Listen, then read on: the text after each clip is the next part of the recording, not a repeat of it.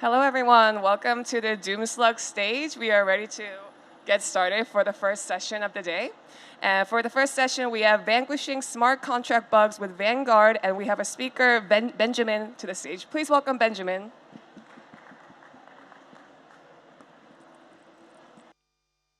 Cool. Hi, everyone. Can you hear me, first of all? Awesome. So yeah, my name is Ben, and I'm the Vice President of Research and Development at Paradise, where we aim to improve blockchain security using formal methods. Today, I'm going to talk about one of our tools, Vanguard, which is part of a suite of tools that we're creating to make blockchain development safer. So as all of you watching this probably know, bugs in blockchain software are extremely costly, right? In the last year alone, millions of dollars have been stolen in hacks. Below you can see a couple of the most recent examples of these hacks, each of which actually individually resulted in millions of dollars in losses, right? So I don't think I really need to stress too much how important blockchain security is. And actually the problem gets even worse, right? So new blockchains are being introduced all the time, and each of these blockchains support a variety of programming languages, right? So for instance, Near alone supports at least 3 programming languages natively, and obviously there's a bunch of other blockchains out there which each support additional languages like Solidity and Go and Haskell even, to name a few. So all of this is to say that the blockchain development ecosystem is quite diverse, right? Which leads us to one of the central problems in this space, right? In order to make blockchain development safe, we need to stop bugs across all of the major blockchains and programming languages used by developers, which includes new languages and chains as they appear, right? So maybe at this point in my talk, you might be asking yourself, should we just lose hope? There's too many blockchains, there's too many languages, there's no way we can make this safe. I guess I wouldn't be here giving this talk if I believed this. In particular, despite the fact that I do think this is a hard problem, I believe there are ways we can meet the challenge, right? So today I'm going to talk about one of those ways, which is Vanguard, a tool that we're developing to address this challenge. So in particular, Vanguard is a static analysis tool which is capable of detecting common vulnerabilities in smart contracts. So here's a high-level overview of the Vanguard pipeline. On the left, you can see that the user provides the blockchain being used, like Near, for example, as well as the source code of the program to be checked. So that'll be something like Rust or Solidity. That information is then sent to the Vanguard front end, which produces an instrumented code in a shared intermediate representation. Right, so in our case, that's LLVM-IR, which is the intermediate representation used by LLVM, which is a popular open source compiler infrastructure. The instrumented code is then fed to our backend, which runs the IR against a number of what we call detectors, which each check for a different kind of common vulnerability in smart contracts.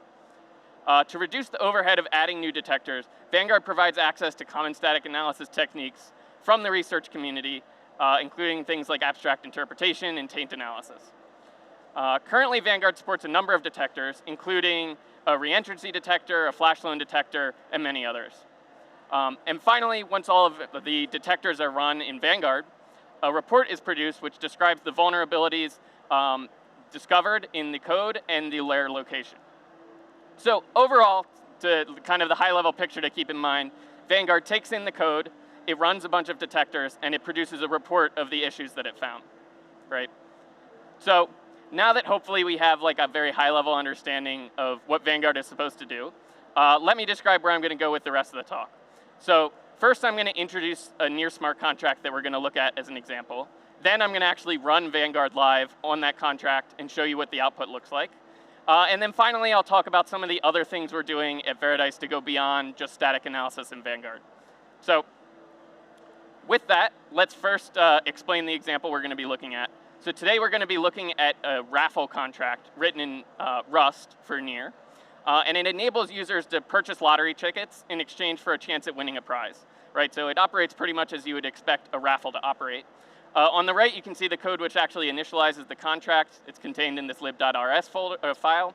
And the raffle is initialized with the total number of tickets to be had in the raffle, as well as the account ID of what we're calling the prize distributor, which essentially is the account that's in charge of actually sending the prize to the winner of the raffle when the raffle ends, right?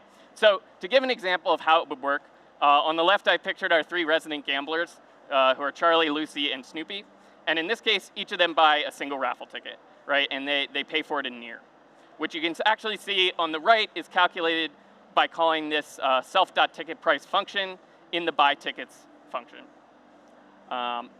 So now, because there are no remaining tickets, all the tickets have been purchased, the raffle is closed and a winner is chosen at random, as you can see in the highlighted portion of the close function on the right. Here, the RAND function chooses one of the tickets at random from the sold tickets database. In this case, Lucy is chosen as the lucky winner, and Snoopy and Charlie are sad, right? So note that when Lucy is chosen as the winner, the raffle contract actually makes an external call to the prize distributor contract, telling it to send Lucy her prize, right? And you can see I've emphasized that part with the red box on the right. So this call will actually be resolved in a future transaction, which means that Lucy will be sent her prize only after the distributor receives the message from the raffle contract, right? And in particular, once the distributor receives this request, they're going to attempt to send Lucy her prize, and then the raffle's callback function is going to be executed, which I'm now showing on the right. Here, the callback function first checks to make sure the distributor actually successfully sent the prize, right? So if there was some error sending the prize, the portion of code highlighted in red on the right is executed, right? Which refunds everyone for their tickets. This is a bit conservative, but essentially we're saying if there was some error and we couldn't choose a winner, let's just give everyone back the money for their tickets. And then after this, regardless of whether or not we refunded, we reset the raffle so we can run it again in the future. So this is kind of like a high-level overview of how the raffle contract is supposed to function. So now that we've had a chance to kind of get at least shallow understanding of that, I'm going to actually run Vanguard on this example and show what happens.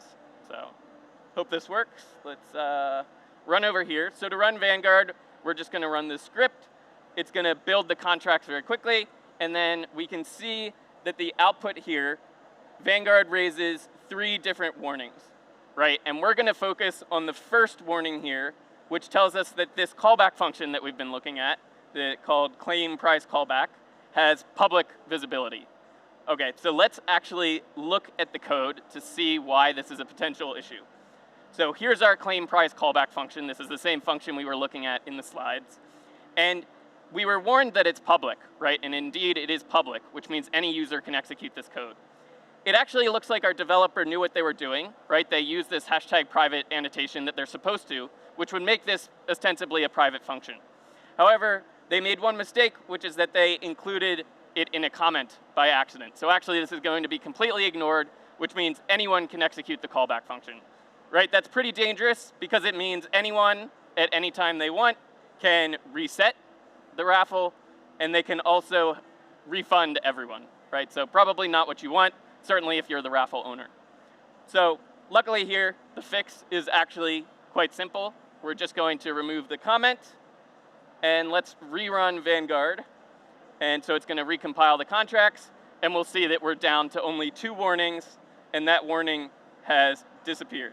So here's our 2 remaining warnings, and you'll actually notice that both of them mention flash loan attacks. So they're both related to a potential flash loan. So before I jump into this one, I'll just say at a high level, you can think of a flash loan attack as being when an attacker can manipulate the price of an asset, right? And obviously that could be really bad, right? If you have a lot of investors who are invested in an asset and an attacker can tank the price of that asset at any time they want, that's obviously not going to be a good quality that the investors are looking for, right? So let's actually look at what Vanguard says in particular. So here it tells us there's a potential flash loan in the claim price callback function that we've been looking at. And in particular, it tells us that after this transfer, it can be manipulated by some call that's going to occur on line 91 of our contract. So let's hop back to the code and see how there can actually be an attack here. So this is the transfer it's referring to in the callback function. So recall, this is where users are refunded in the event that something went wrong and the winner wasn't sent their prize, right? And we were told that the attack can occur through the call on line 91. And on line 91, you can see that we compute the ticket price, right? So the bug is actually going to be in the ticket price function, which we have defined down here. And so if you look at how we define the ticket price, we take the total number of tickets in the whole raffle, we multiply it by some big number, right? 10,000 in this case. And then we get the current account balance of this contract, right? And it's actually this very last part that's going to be exploitable here. In particular, this is something that an attacker can change, right? They can send near to this contract, for instance. And if they do that, the denominator here, so this is divided by, right? So if they make this value very large, then the total ticket price will be very small, right? So a motivated attacker can tank the price of a raffle ticket here. Probably not desirable, so we're just going to fix this by, let's see, making the ticket price constant, right? So hopefully this should remove the flash loan, right? Because now all tickets just cost 100, right? So let's see if that solves the problem. And now, so contracts should compile, and we can see there's no more warnings from Vanguard. So let's hop back to the presentation now. Cool. So I hope that gave you like a taste of how I think Vanguard can be really powerful for making blockchain development safer, right? Like finding these common vulnerabilities that are easy to have in the code, but can have very serious consequences, right? But now I'm going to kind of like take a step back and say that, well, Vanguard, I think, is a really important step towards a safe blockchain ecosystem. It's not a silver bullet, right? So in particular, Vanguard focuses on finding what we've been calling common vulnerabilities, right? Like flash loans and reentrancies. But it's important to note that actually not all vulnerabilities are common, right? So for instance, some errors are actually specific to a given blockchain. So this scary warning is from the NEAR documentation. And you don't need to read it all, but essentially it's saying that unlike many other smart contract languages, NEAR resolves external calls asynchronously, right? And this means that the result of an external call won't be known until some transaction after the current one. This means that callback functions are necessary to update the contract state in the event of a failed external call, right? And this is actually exactly like the example I was just showing with the raffle and that callback function that helped us handle the case where the prize distributor did not send the prize to the winner, right? And this means that we need a new suite of techniques for reasoning about callback functions and vulnerabilities in general caused by external calls in NEAR because of the way that NEAR is handling these differently than most other languages. So for instance, this affects the way that bugs like reentrancies are actually even going to occur in something like NEAR versus the language, you know, like Solidity operating for Ethereum, right? So some errors are actually specific to a given blockchain or language. And actually, some errors aren't even specific to a blockchain or language, but they're actually specific to a particular contract, right? So this is actually the same callback code that we've been looking at the whole talk, right? And here, pay close attention to the part that I've highlighted in red. So here, the developer accidentally negated the condition of this if statement, meaning that everyone's going to be refunded only if sending the prize succeeded, right? In other words, after the prize is successfully sent, all of the ticket buyers will also be refunded, right? This is definitely not the intended behavior, and you would certainly be very unhappy about this bug if you were the owner of the raffle ticket, right? Where you've sent out the prize, and then you've also refunded everyone for the tickets they've bought. But actually catching a logical bug like this goes beyond common vulnerability detection, right? Because this isn't a common vulnerability. It actually needs to reason about the intended behavior of the contract. So in this case, users should only be, the property that we're interested in is that users should only be refunded if the prize isn't sent, right? Otherwise, no one should be refunded because the winner successfully got their prize. Okay, so to address these concerns, Veritice is actually developing a suite of tools that are focused on addressing all the security concerns that we can have in blockchain development. I could probably go on quite a while about these, but because I'm super excited about them and we're super excited about them at Veritice. But given time constraints, I'll just mention a few here to whet your appetite. So one really interesting effort we have going on is our V specification language, which allows users to write custom logical specifications like the one we were talking about for the raffle contract. Another really cool project that we have is Magi, which is a symbolic executor for Cairo. And another cool project is Urus, which is a attack synthesis tool for Solidity. So if you're learning, or if you're interested in learning more about any of these projects, or Veritice more generally, give us a follow on Twitter. Check out our website. We have a Medium where we post blog posts about what we're up to. So definitely check that out. Thank you so much. That's the end of my talk. Do we take questions or no?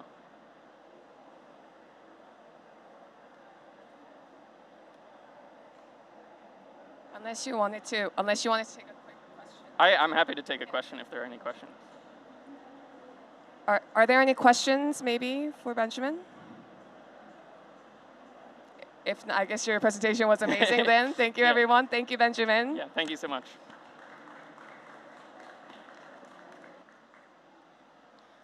Thank you once again for the amazing talk. The next speaker is Igor from Calimero, and the title of his talk is Building the Near to Calimero Bridge. Please welcome Igor to the stage. Hi guys, I'm Igor and I'm the core developer at Calimero. Can everybody hear me? Great. I'm the core developer at Calimero, and today I'll be talking about how we've built the bridge from Near to Calimero. But first of all, in case you don't know what Calimero is, I'll tell a sentence or few. So the Calimero is a Near sidechain which allows you to have private sharding. So what does this mean is that if you're a government or an enterprise, you probably don't want to put all of your sensitive data on a public chain, but still you want to have some use cases you want to use the properties of a blockchain. So we tried to come up with a solution so that your data is not siloed in a private chain, but that you can somehow communicate to have some interoperability with a public mainnet. So that's why we built the Calimero bridge. And what we did here is not only transferring FTs, NFTs, but also we built the ability to call any contract if it's programmed that way, so that you can read some state from a public chain into the private, and you can execute all kinds of logic, right?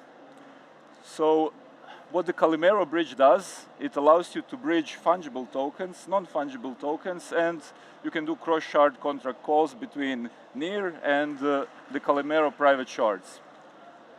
So some of the properties of the Calimero bridge is that it's trustless. So what does this mean? It means that anybody, provided that you have the access to the Calimero network, can run a relayer, and they can relay light client blocks from Calimero to Near and back.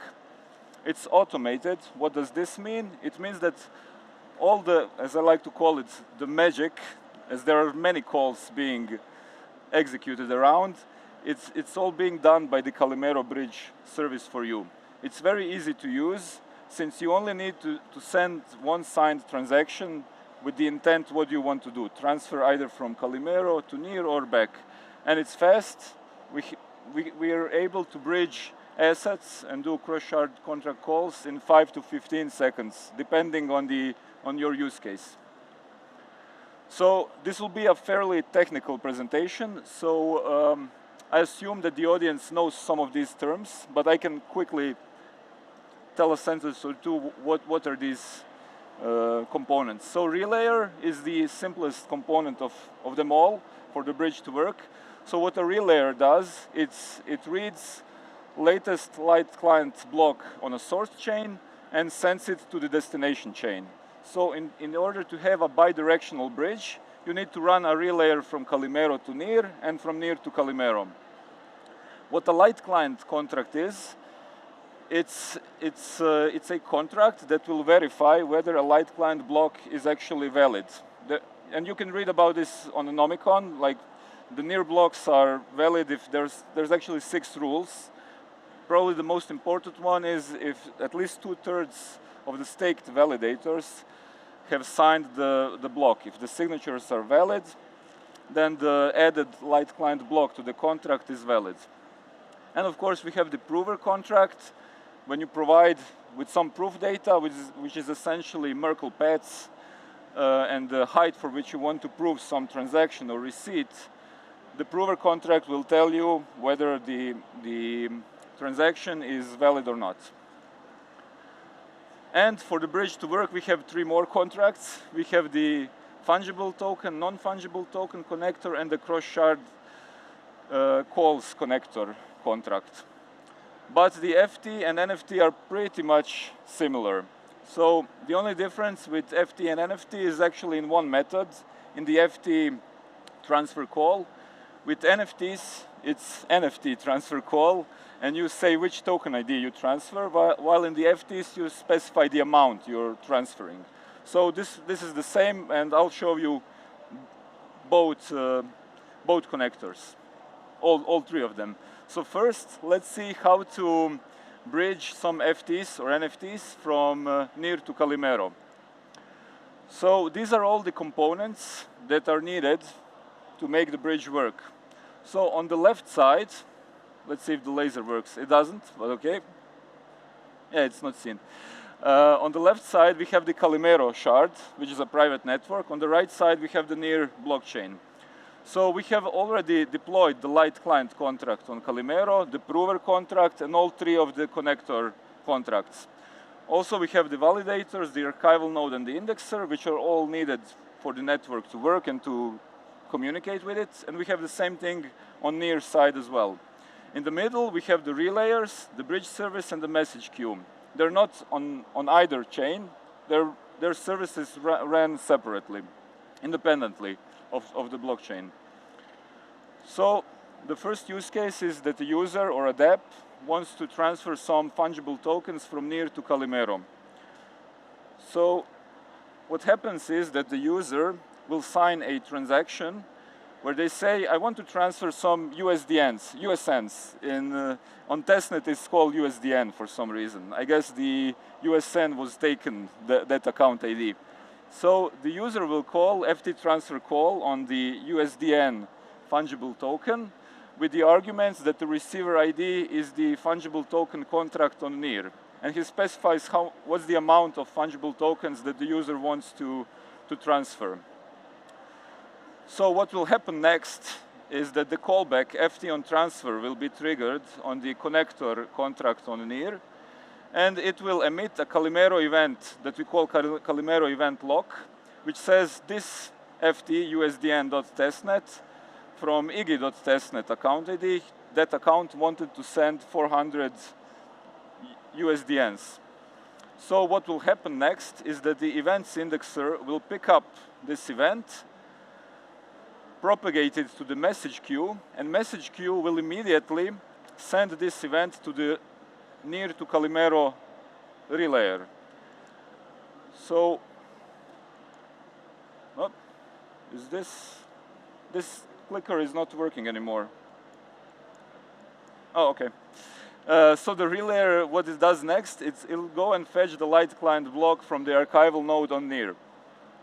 And immediately, when it fetches it, it'll try to add the light client block onto the light client contract on Calimero. Just to recall what I said 3 slides ago, if the height of that block is higher than the previously stored, if it's in the same epoch or the next one, and the most important, if 2/3 of the stake of the validators that signed it is valid, then it will be added to the light client contract, that block. Actually, the most important information is the block Merkle root hash for that height that will be stored in the light client contract on Calimero. Simultaneously, the bridge service also receives this event from the message queue. What it then does, it fetches the latest known height from the light client contract, and if this height is at least high as the block height as in the receipt where the lock, where the FT was locked on a NEAR, it will go and fetch the light client proof data. With this, the bridge service will call the prove method. It will call prove and mint on the FT connector contract on Calimero, and it will try to prove through the prover whether this proof is valid for that receipt that we're trying to prove. And that is that the event, that the FT was actually locked on NEAR. If the prover calculates the same hash as the block Merkle root hash that's stored in the light client contract, this means that the user locked FTs on NEAR and we proved it on Calimero. So now, when all of this passes, a new FT is minted on Calimero side. And if this is the first time the bridge service is transferring that specific FT, the bridge service will also deploy that bridged token. So the first transaction can take a bit longer, maybe 30, 35 seconds, but all the other transactions for that specific FT will be much faster. Also, the account that's sent from NEAR to Calimero, they're being mapped one-to-one. So if it's name.near on NEAR that sent FTs, on Calimero it will also be name.near. Okay, let's now see how to withdraw FTs or NFTs from Calimero back to NEAR. So the user or a DApp calls directly on the fungible token that's deployed on Calimero that he wants to withdraw some amount of tokens on that FT. What happens is that essentially that FTs, the amount that the user specified, they will be burnt. And what happens then on FT, on transfer, the callback, it will, on the FT connector, the Calimero burn event will be emitted. And now we want to prove that this event happened on Calimero. We want to prove it on NEAR. So again, the events indexer on Calimero will put this data into the message queue, and the message queue will send it to all the subscribed parties, which is the Calimero to NEAR relayer. The relayer will then read what's the latest light client block on Calimero. It will try to add this light client block on NEAR. If it's valid, it will be added.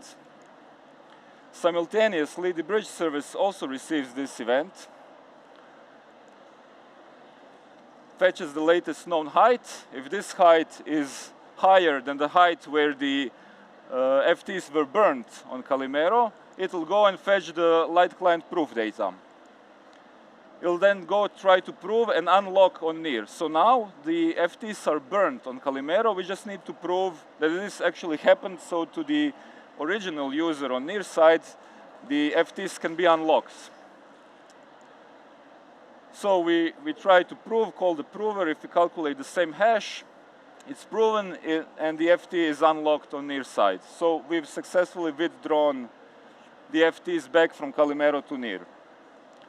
Now let's see how we do the cross-shard calls from NEAR to Calimero and back. So here we actually have a DApp, and this DApp is already deployed on NEAR, but I put it here in the middle so it's easier to follow the arrows. So some user called a method on a DApp that will do a cross-call to the connector on NEAR. So what this means is when we execute such method on the DApp on NEAR, this event will be emitted, and it has a bunch of arguments. The first of them, let me see if the laser will work. Yeah, it's not, okay. You should look at the lower right corner. So you see this Calimero event cross call. The first argument is what's the contract ID on Calimero? What's the method name start game on Calimero, on that contract that we want to call on Calimero? Then we have the input arguments that are in JSON that are actually base 64 encoded. We specify how much gas we want to pay on Calimero side, how much we want to deposit to that contract, what should be the callback contract on NEAR when that method is executed on Calimero, and what method should be the callback method on NEAR, which is here game started. And this event gets picked up by the events indexer, gets sent to the message queue. The relayer from NEAR to Calimero receives, you have some interesting event. Try to, let's do all the next steps. Oh. So the relayer then fetches the light client block.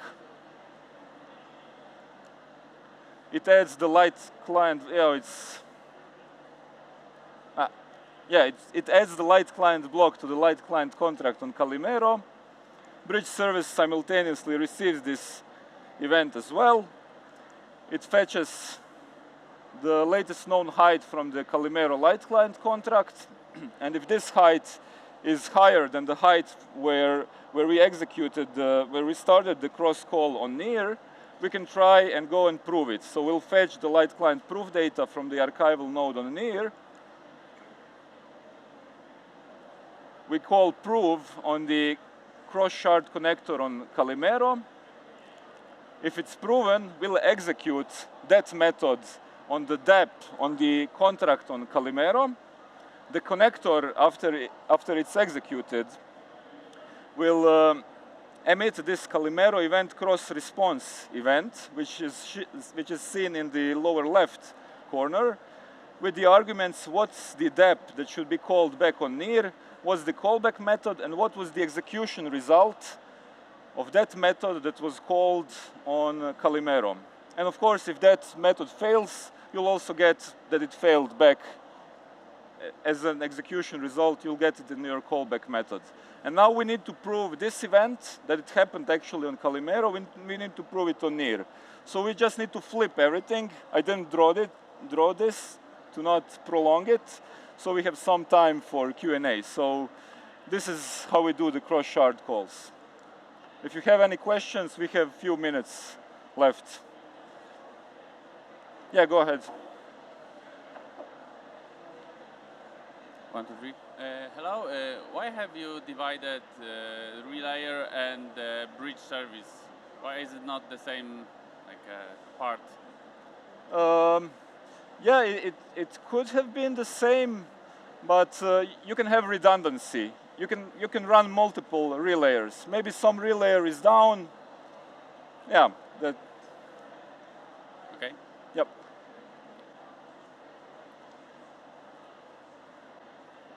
We also have a booth there, and we can show you a demo if anybody is interested.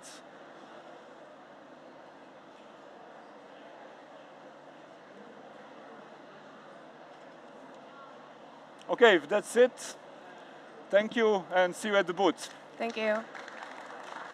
Thank you.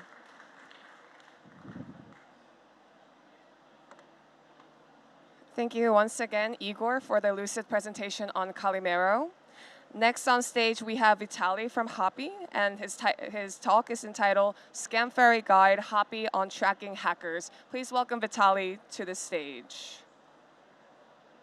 Is Vitalii?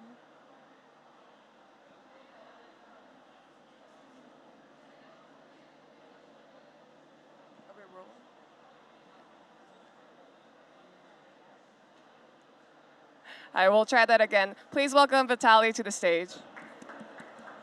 Thank you.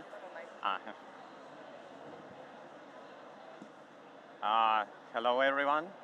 So it's kind of my private ASMR session today, but yeah, it's just a joke. So instead of ASMR, you will get me rambling about the cybersecurity today. So today I want to talk to you about the HAPI protocol. So what we work on is basically an on-chain cybersecurity protocol, bearing the kind of pretentious slogan, we are actually doing something valuable, I suppose. So let's move to what we are doing exactly. So the idea of HAPI is to be the AML compliance and KYT kind of on-chain solution. So right now, the only compliance and AML you have is basically centralized entities pushing their agenda onto the DeFi protocol. So what we want to do is basically to have the equivalent of the centralized compliance that is basically on-chain. So how we are doing that? Basically, we have on-chain database. We store malicious addresses on that database. We store a lot of addresses there. So we cover NEAR blockchain, we cover Ethereum, we cover BNB chain. So the idea is to provide the DeFi space with the ability to connect to our on-chain database and to have them use our on-chain database to prevent money laundering, to prevent terrorist financing, to prevent any kind of malicious activity. So you might ask how it helps the ordinary user. So for that, we have a B2C solution, which is business to customer. We offer people private investigations. So you can basically go to our website and have us investigate cases of malicious activity that you personally encountered. On top of that, we offer a price pool for the submission of malicious addresses. So we have a kind of solution, side solution of ours, that basically allows people to upload and submit addresses, malicious addresses, and get in return prize, rewards. So our goal, our objective is to create self-sufficient on-chain database that is basically supplied by users, that is basically free of charge. You can use our HAPI protocol for free. You don't need to pay. You can use it either via API or by using smart contracts. So how does it work? How does it work? So normally you have, for example, you have DEX. DEXs usually connect via smart contracts. So what we offer to DEXs is basically the ability to cross-call HAPI smart contract. When you are doing that, you are basically having the ability to vet addresses on-chain. So where do we get the data? As you can see, we have data provider. What it means is basically that we have several sources of data. So those sources are basically our data providers. They are Chainalysis, for example, our main data provider. They are basically the leading AML compliance and crypto intelligence provider right now. So we get data from several sources, including our data providers. But we also have our own HAPI Labs department, which is basically an investigative department which investigates cases of malicious activity around the blockchain. So we aggregate all of the data. We aggregate data from Chainalysis, from other data providers that is open source or not so open source. Sometimes we have to pay them. That's how it goes. But our idea is to create the aggregated data around malicious activity, aggregate the data, and basically to dish out the most accurate information and data on the malicious addresses. So with that data, you can basically prevent some of the cases of money laundering.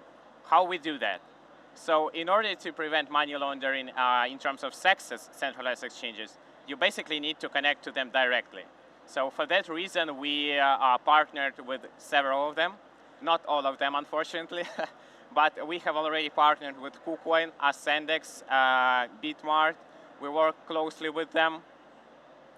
We are trying to establish the HAPI framework, which basically will allow to everyone who is connected to HAPI, the entities connected to HAPI, to basically instantaneously get the data about malicious addresses, malicious activity in general.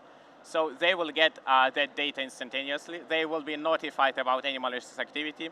And in the case of any exploits, hacks, or any of that stuff, they will get notification. And they can basically stop the transaction, blacklist addresses, all of that stuff.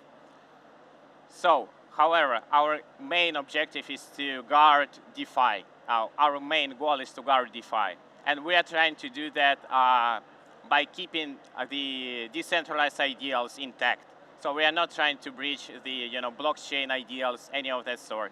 We are trying to create a solution that is basically equivalent of the centralized entities that push compliance, that push KYC, and so on. What we are trying to do, we are trying to push new kind of meta. We are trying to push KYT, which is know your transaction. And based on the transactions, you can act on that address. You can add it to blacklist. You can blacklist it. You can decline transactions. In case of DEXs, for example, if a certain address is considered malicious, we can basically decline the transaction from that address. Again, we are a protocol. As we are called HAPI protocol, we are not a decision maker. So our protocol is highly configurable. You can configure risk score. You can configure risk threshold. You can configure anything from what kind of category of risk you want to allow or disallow. Everything is configurable. everything is up to you at your own discretion. So the slogan kind of identify, notify, and prevent is our slogan. We are trying to first and foremost to identify whether the given address is malicious or not. Our goal is to notify. Again, notification and not the decision making on our part. And prevention, which is in the case of adoption of HAPI, the prevention will come itself, since hackers will kind of, see the HAPI logo, and they will have less of a incentive to actually go and do their dirty stuff. So, as I mentioned briefly before, we also want to push and have users contribute to our data directly. So how do we incentivize users? So recently we launched Scamfari, which basically allows you, our ordinary users, to contribute malicious data, to contribute addresses directly to our smart contract. So by doing so, you get rewards. Last time we had that, we had a prize pool of 5,000 USDT. Right now, the second season will be 10,000 USDT prize pool. So we expect people to provide us with valuable data, and we give them in return rewards.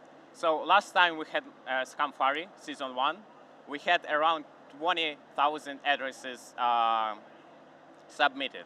So that's a huge success for us. And I hope you guys can also get to share the success, and we also are rewarding you for that. So that's basically what I wanted to talk about today. So our main goal, you can basically separate it between B2B solution and B2C solution.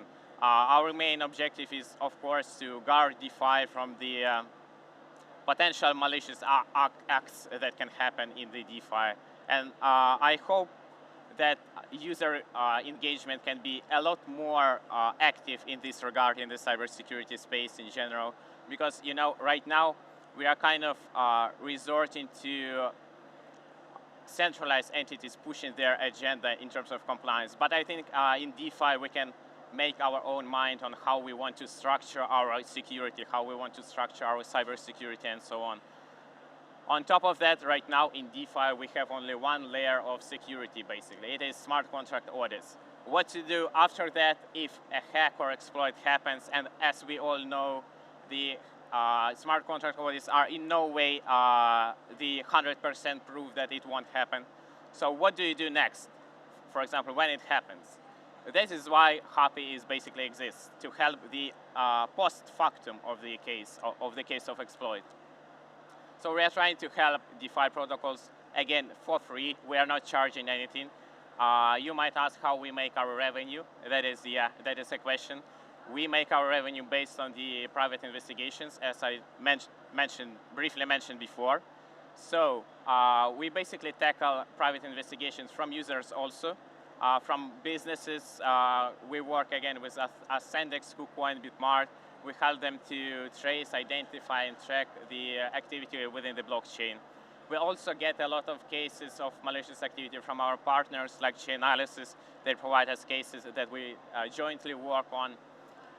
So I think that's basically it, what I wanted to talk to you about. And I hope that as many people as possible can cooperate together on creating this cybersecurity hub, not only within the NEAR ecosystem, but also outside, because HAPI is a cross-chain protocol, and we hope to cover all of the chains, and we need your help in this regard, because the community around blockchain, the community within the blockchain space is basically what makes it great.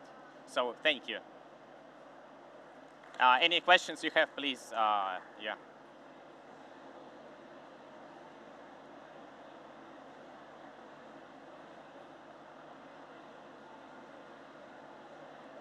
Hello. So you said that you want to prevent hacks to happen on DeFi. So you're gonna have a list of bad actors. So we don't have a list of bad actors. The only thing we have is a list of addresses. Our goal is to not de-anonymize users. Our goal is to have a list of addresses, have their risk score, respective risk category, and that's it. That's all we do. Okay, so you track respective, like good addresses, not bad addresses, or how? Sorry? So which kind of addresses do you track? We try to track all of the addresses. However, it's impossible because we need a lot of processing for that. We try to react on the cases that happen. So the most important thing in the cybersecurity space within the blockchain is to react promptly. So if you are to react promptly, you can basically help to stave off the laundering of assets. For example, if a hack happens, the perpetrator tries to launder their assets on centralized exchanges. Within this time frame that he has to launder their assets to get there to the SEX, we act on that time frame. We notify SEX, we notify DEX automatically because we have it in our database, given that we already have it reported to our database. So we react to that, we notify them, they freeze or block the transaction, block the funds in case of SEXs, and in case of DEXs, they can just decline the transaction.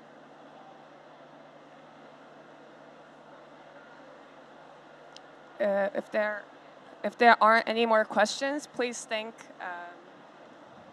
Vitalii once again for the great talk. Thank you. Since we are running about 10 minutes early, we'll give everyone a break, get some drinks, get some donut from the donut wall, and we'll be back in 10 minutes with Pavel's talk from Pagoda.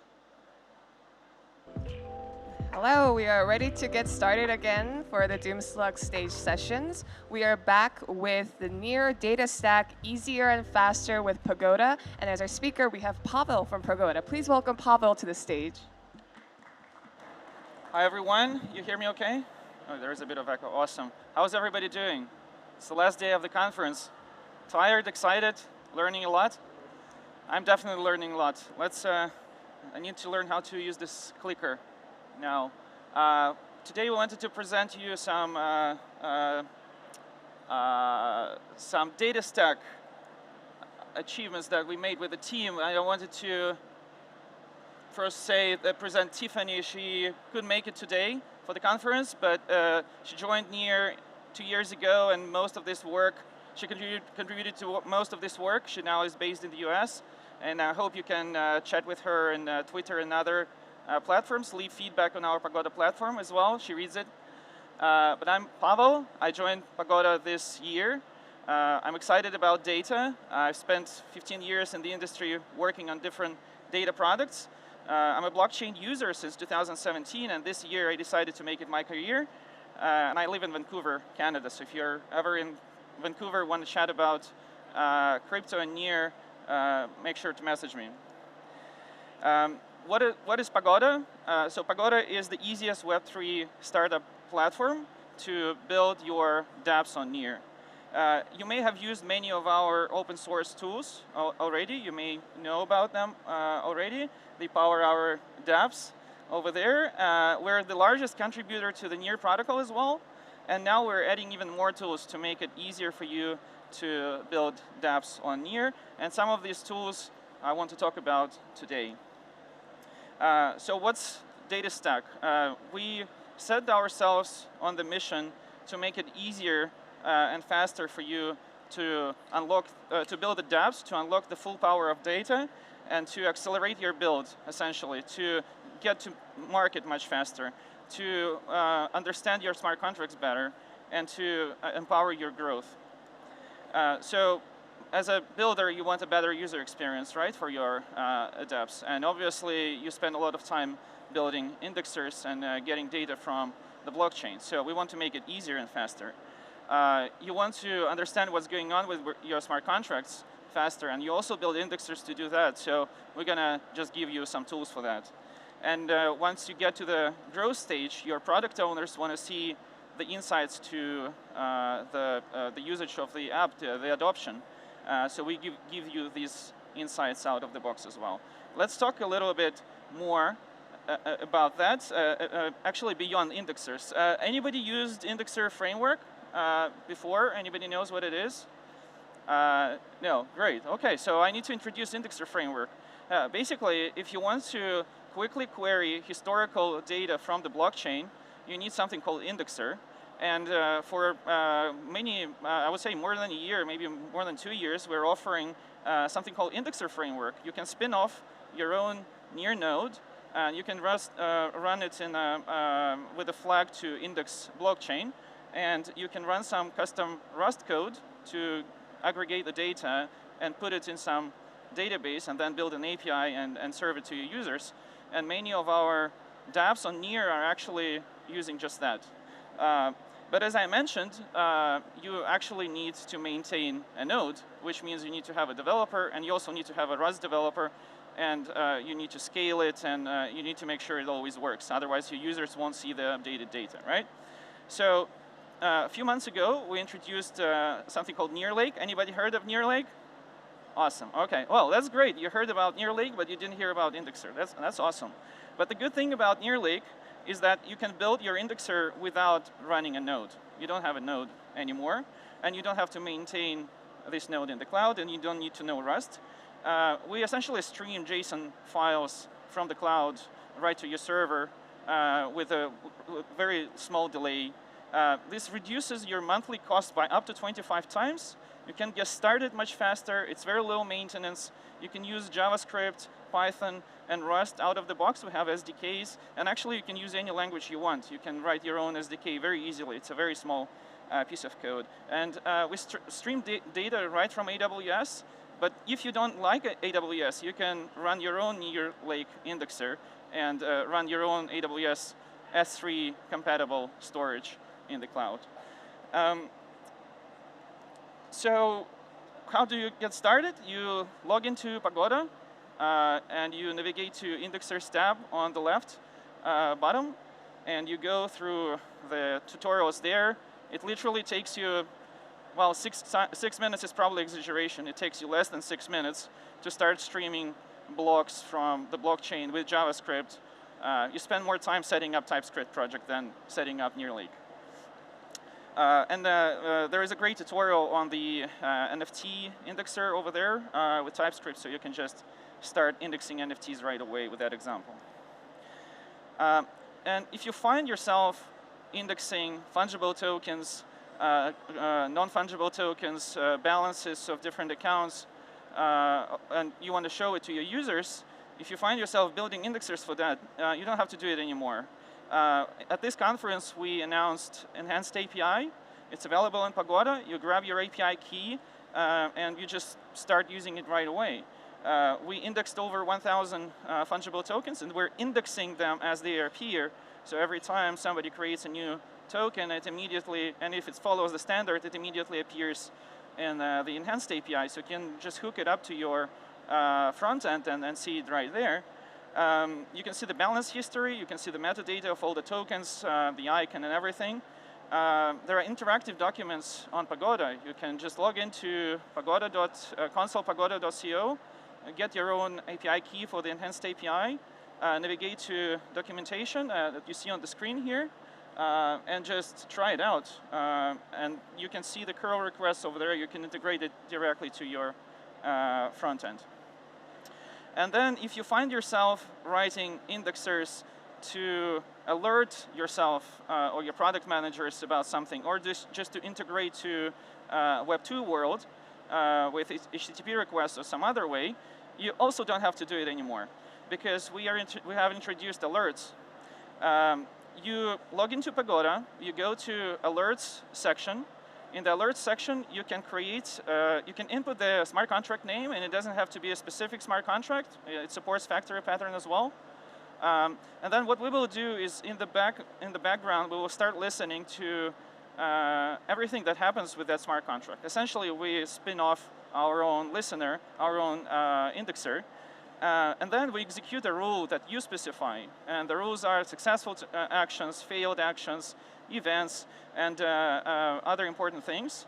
So you put the balance drains, you set up this rule, and then with this rule, you can target all the actions to, let's say, a webhook. And with this webhook, you actually have unlimited possibilities of integration to any app. And you can create your own Lambda function, your own server, or whatever you want. Or if you just want to know when something fails, it's a great observability tool, because with this tool, you can be alerted on all the failures in your Telegram. And if some of your product owners doesn't use Telegram, which is a bit weird, but you can do it with email right away as well, with some distribution lists, let's say. So log into pagoda.co, console.pagoda.co, try it out. It's super easy, less than 1 minute to set up. And you can get reminded of, let's say, all the errors that happen in your smart contracts inside of your Telegram. Well, yeah, and if you miss this alert, you can always log in back and see the history. Great, so alerts is a great observability tool for on-chain data. Now, what about the RPC usage? If you get an API key for the RPC service that we have, you can log into Pagoda, go to RPC stats page, and you can get almost real-time insights to all the requests that are being made to RPC nodes. Basically, all the view calls, all the transaction requests, everything you will see right on the page. You will see the number of failed requests. You will see the latency. And with alerts and RPC stats, you actually feel more in control of what's going on under the hood of your app. That's great. What happens with the users, with the usage? As a product owner, as a builder, I'm always interested to see the adoption of my software. It feels great to see new users. And you launch an app and today, and you need to build some sort of analytics. Maybe you have Google Analytics, but you don't know what's going on chain, right? You want to see what's going on with your smart contracts on chain. So with Pagoda Analytics, you can get it out of the box. Actually, every time you add a contract to Pagoda project, you can navigate to analytics, and analytics is ready there right away. You can filter by all the smart contracts that are of your interest, and you can filter by time.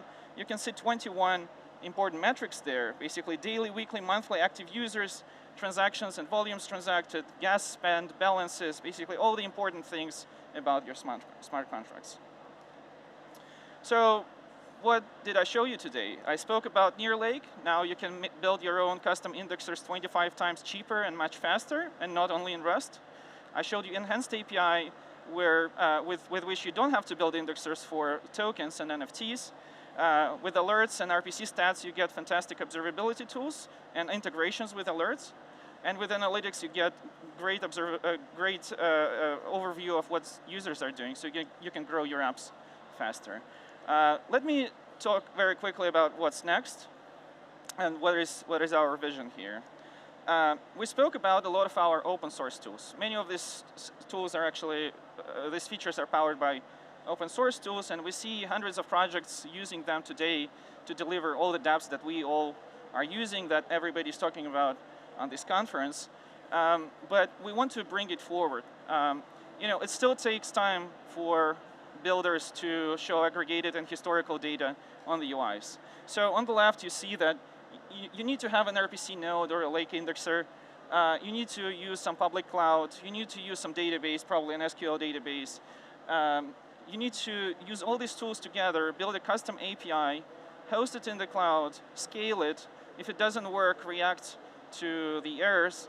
You basically need to have a software engineer that does just that. What if we offered something that just works from day one? We want to bring data infrastructure to you through Pagoda APIs right away. And with Pagoda APIs, you can get all the key data you need, query historical data, build aggregations, shape it in the way you want, and get it right to your front end through a simple API that scales, that does work without any extra maintenance, and very much less engineering effort. If you want to chat more about it, I'm very excited to talk about it. You see how excited I am. Please come to our booth. We can chat more about your use case. If you're struggling with building indexers, I want to do some user research, so please come and talk. Oh, there was an animation. Here you go. Pagoda API will replace all that. So subscribe to our Twitter. Get Pagoda account if you haven't gotten it yet.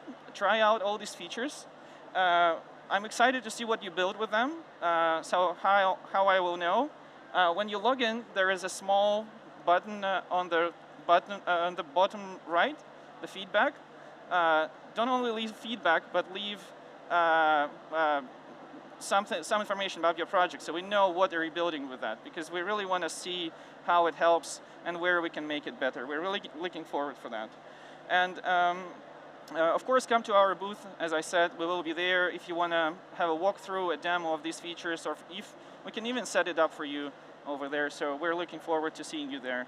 Thank you so much. I have a little time for questions, but I'm not sure this audience doesn't ask many questions, but I'm ready. Thank you.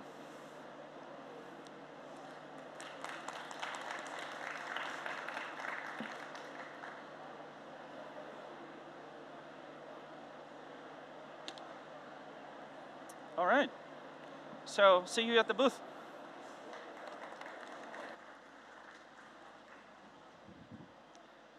Thank you, Pavel, for the excellent presentation. Next up, we have Dennis from the NEAR Foundation, and they will be talking about test-driven design for NEAR smart contracts. Please welcome Dennis to the stage. Great, thank you.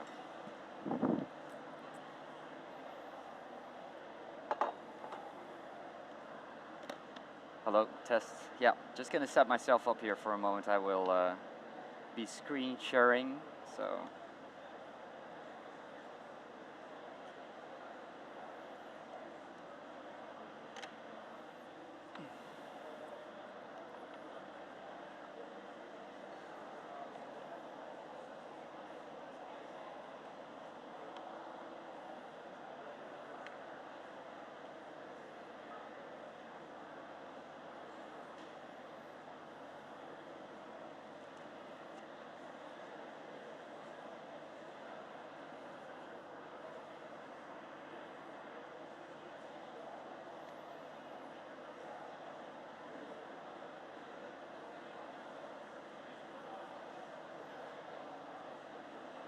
I was scheduled for 1:20. Shall I wait until that time before I start, or?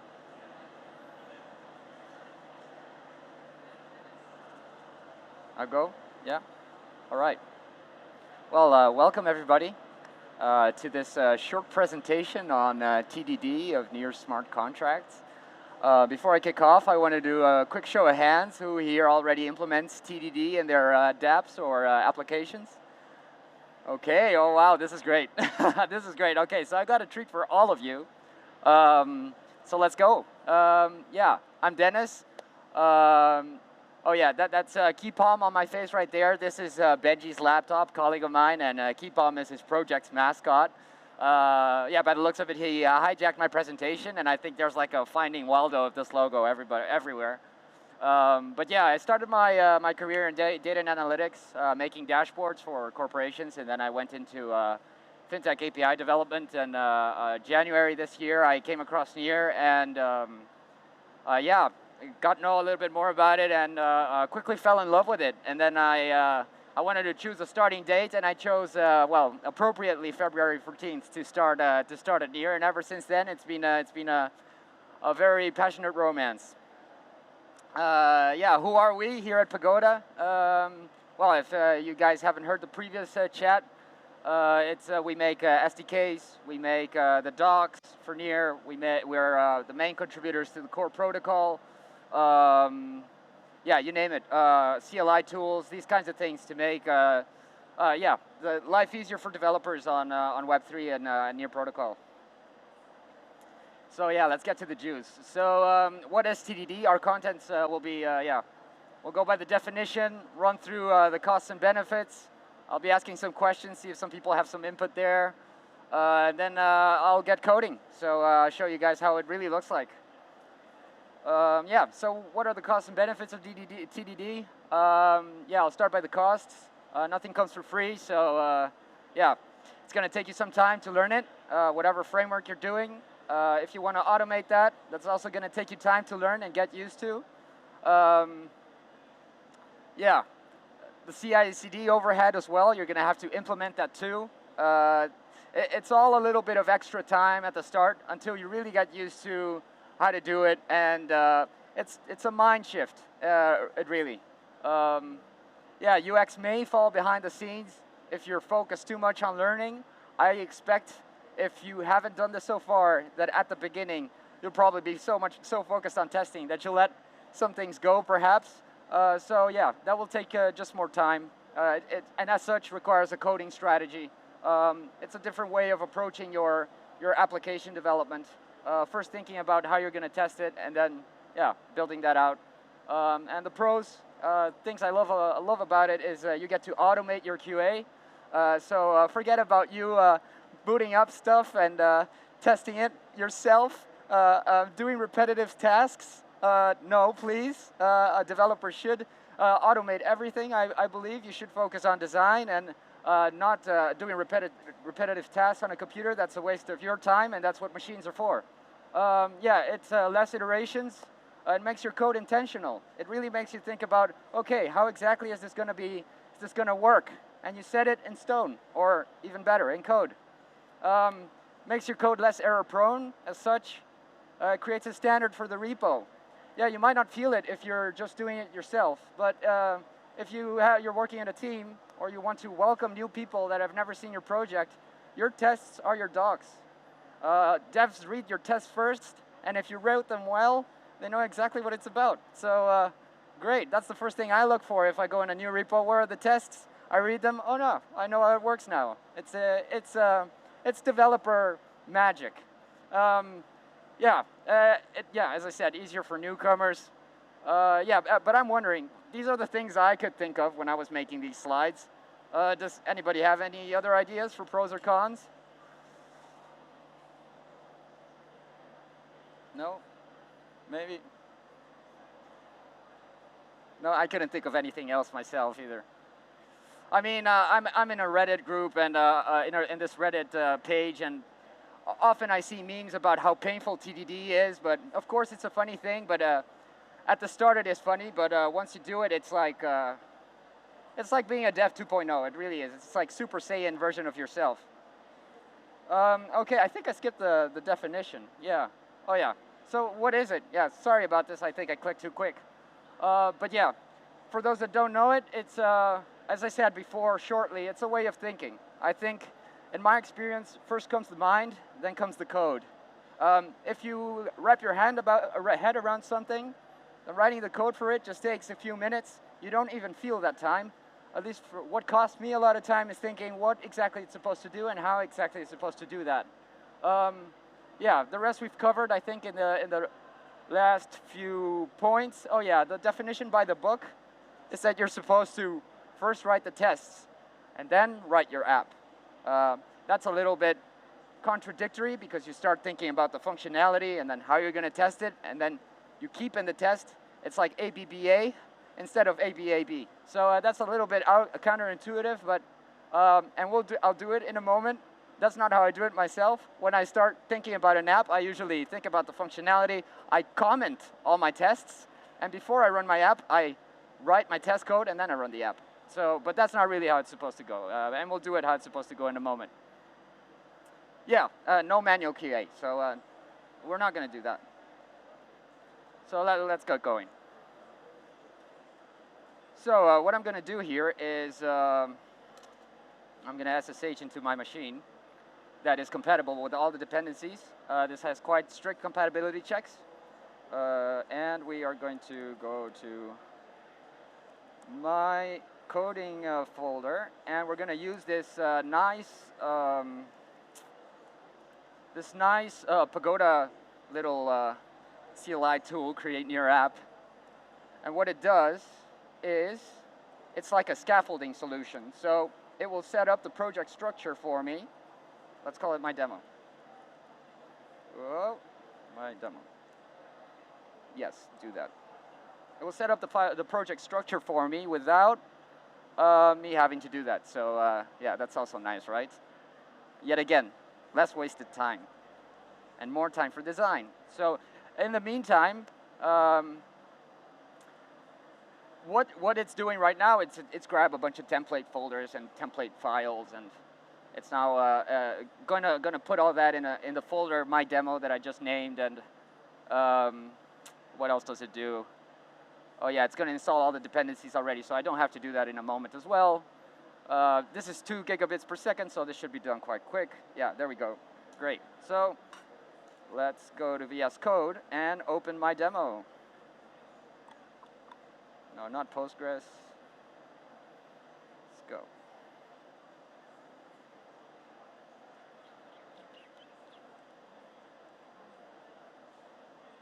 Great. OK, I think it's open now. Yes. Code my demo. Yeah. I don't like this get started screen, but it's not my computer. Great. So here we go. This is what npx create near app did for us, right? So we have our installed packages and node modules, our contract and contract, and the tests and integration tests. What I'm going to do right now is I'm going to delete the contents of the contract and delete the tests from tests. And then I'm going to explain a little bit what we're going to do. So let's just delete what this does. And let's delete what that does. And we can comment this out maybe. Yeah, I'm not a native Mac guy, but let's just delete that like this. Yeah. OK, let's go to the tests. I hope this is legible for everybody, right? Not too small. OK, good.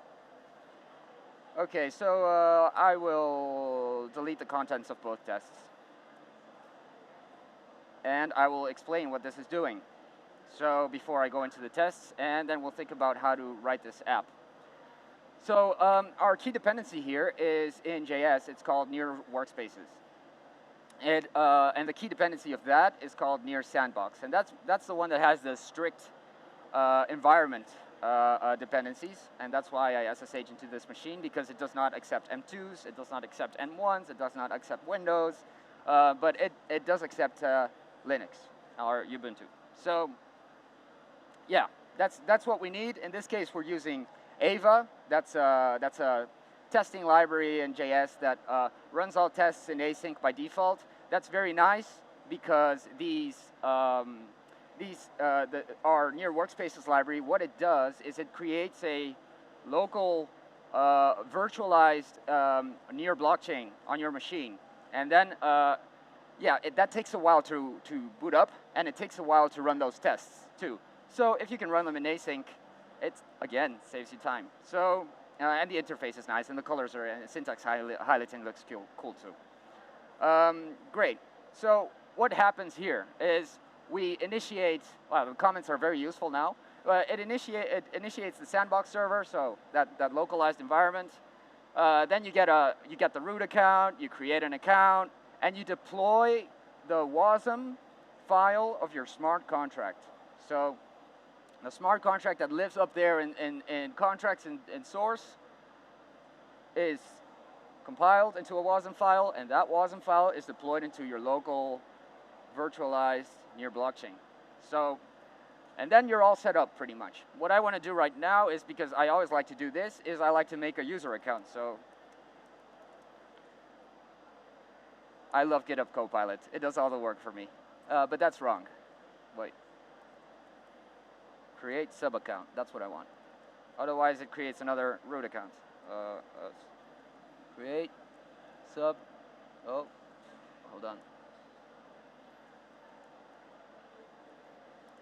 There. And we want root to call this. Great. And we can return Alice as an output. Great. So now we have a user. And now we're all set up. You can either do this for all your tests with before hook. Here we're using a before each hook. So that means this sequence of commands from line 10 to 26 runs before every single test case. So be mindful of that. Think about how you want to do that. Sometimes you want some tests to have shared state. I don't do that personally, but some people might like that. Yeah, and then it tears it down after each test.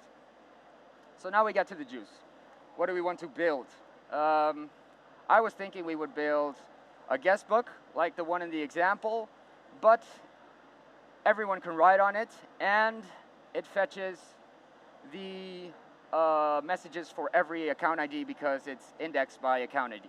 So it will just keep an object, and then we'll save the strings by account ID as the index. So very simple.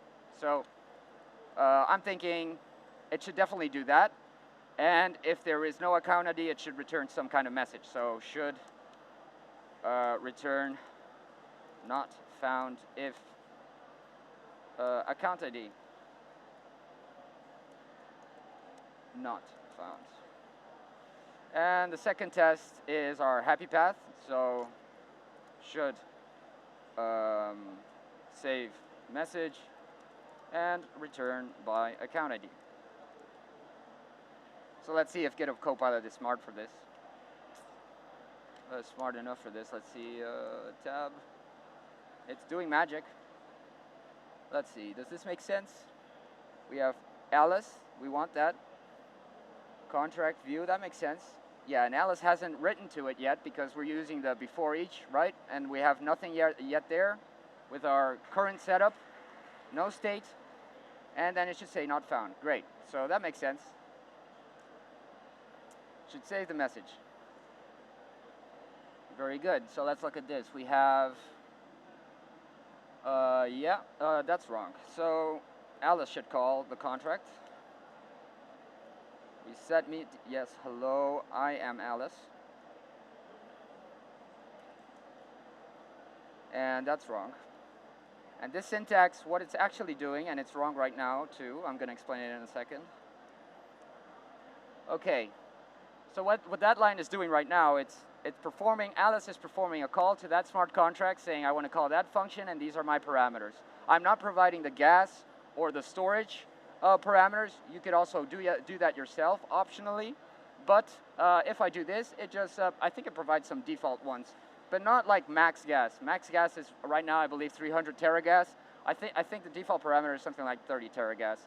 So you can always increase that if you see the infamous exceeded prepaid gas error.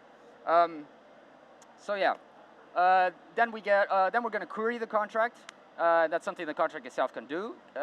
So get greeting, we pass the account ID from Alice, and then it should say, hello, I am Alice. So, I mean, if we were to be pedantic, we would make a variable and put the string in there and just pass the variable to the test. I mean, that would be much better, right? But I'm a little lazy right now, and I got a little bit of a hurry, so I'm going to do this. So we called get greeting and set greeting, and get greeting requires an account ID, and this is, because we're in TypeScript, we have to tell it what it is, a string.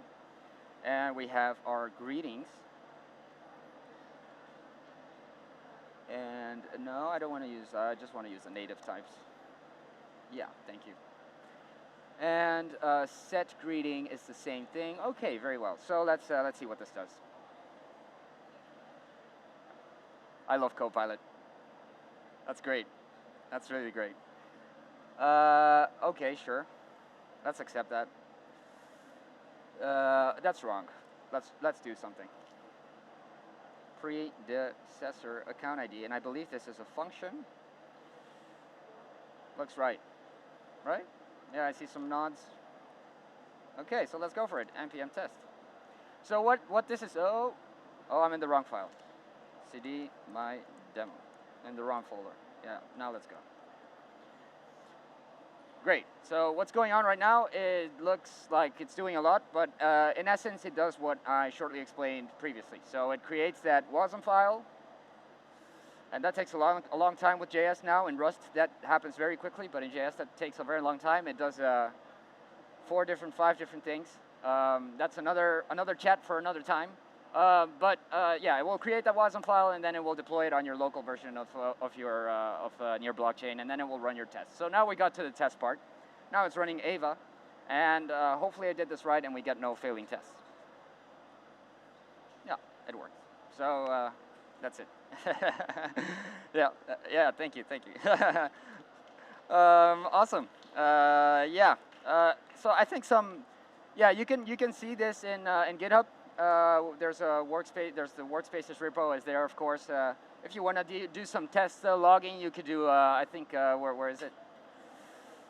You could, but this is of course Ava specific. You could do like t.log And let's see what Copilot says. Yeah, you can do that. And if you want to do this too, you can do d.log results. And we can even run it again. I see I got a couple minutes. So yeah, I don't know if anyone has any questions or remarks in the meantime. No. No. Great. Great. Cool. Yeah, this is a thingy, but I could have just run Ava this time and skipped the whole WASM file building stuff. But let's see, what else do I have in the presentation? I think I'm pretty much done. Yeah. Yeah, now it's got to the tests. So now we can see the logs.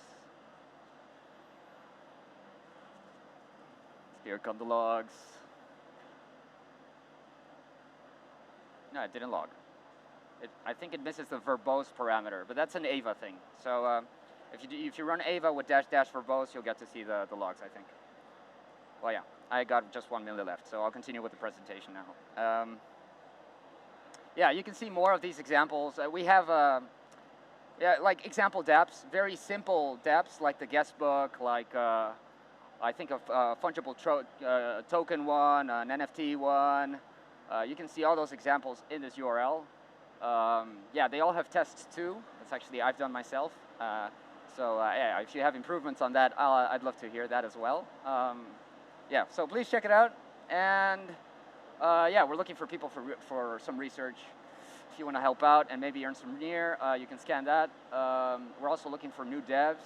So if you like this kind of stuff and you like Pagoda, then yeah, come by the booth and yeah, say hi.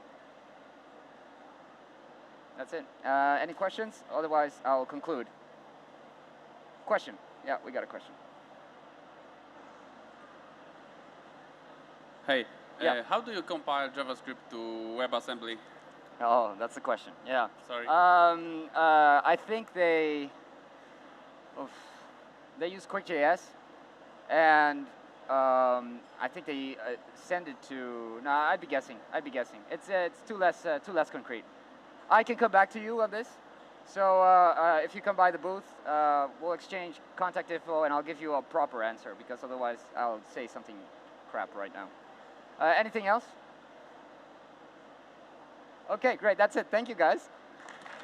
Yeah.